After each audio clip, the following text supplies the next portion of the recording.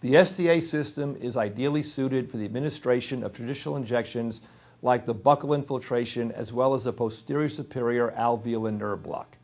Let's discuss how to begin. Injection technique, the supraperiosteal buccal infiltration. Set the STA system to the normal mode, which allows the STA system to function with two distinct flow rates, the control flow and the rapid flow rate. We recommend using the control flow rate for the first quarter of the cartridge for all initial phases of infiltration and block injections. Depressing the foot control pedal lightly allows you to enter the control flow rate. Fully depressing the foot control allows you to enter the rapid flow rate. There is a corresponding beeping tone to distinguish these two rates that you will hear. It is important to remember that rapid flow is used during supraperiosteal buccal infiltration injections or mandibular blocks only after the first quarter cartridge has been dispensed and the patient has acknowledged that they have soft tissue anesthesia of the area being injected. To administer a supraperiosteal infiltration injection, we recommend the use of a 30-gauge 1-inch needle.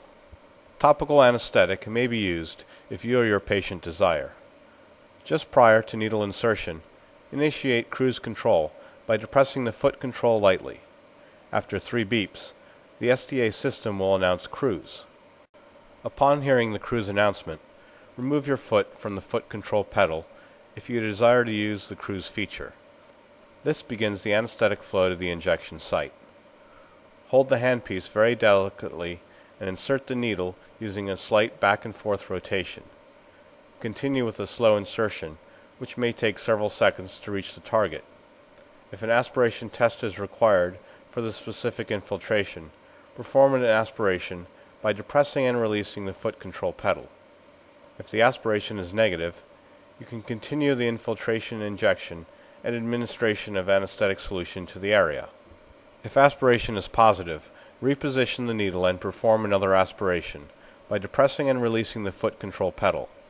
Once you've achieved a negative aspiration, it is recommended that you administer at least 1/4 of the cartridge at the control flow rate before transitioning to the rapid flow rate.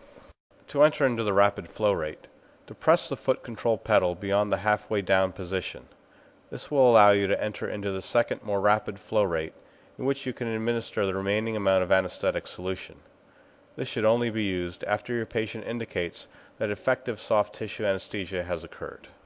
When you have delivered the required dosage, you can remove the needle. To avoid anesthetic solution sprayback into the patient's mouth, perform the following. While the needle is still embedded in patient tissues, depress and release the foot control pedal. Count 3 beeps after releasing the foot control and then remove the needle from within the patient's mouth. Direct the needle away from the patient, as a small amount of anesthetic solution may still be present. Should you require more than one anesthetic cartridge, you can reload subsequent cartridges and continue as required. Please see the section on multi-cartridge technique. The STA system precisely controls the flow rate and pressure below your patient's pain threshold level, thus resulting in a more comfortable experience. The STA system is a valuable addition to your practice and one that all your patients will greatly appreciate. It is the sole responsibility of each practitioner to identify, select, and administer the proper drug and volume for a given patient. The following information serves as a suggestion and not meant as definitive guidelines for any specific patient. The suggested drug and volume to perform the supraperiosteal buccal infiltration injection is 2% xylocaine HCl, 1 part per 100,000 epinephrine. A drug volume of 0.9 milliliters to 1.4 milliliters, which is equivalent to 3/4 to 1 full cartridge, is the suggested volume when performing this infiltration. If you elect to use a 4% concentrated local anesthetic drug, such as 4% articaine HCl, use half the dosage previously suggested and use extreme caution when using these medications.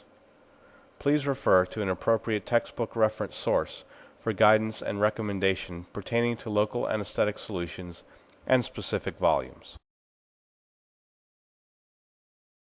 Buccal infiltrations can be easily and comfortably administered using the STA's normal mode with both the control flow and rapid flow rates.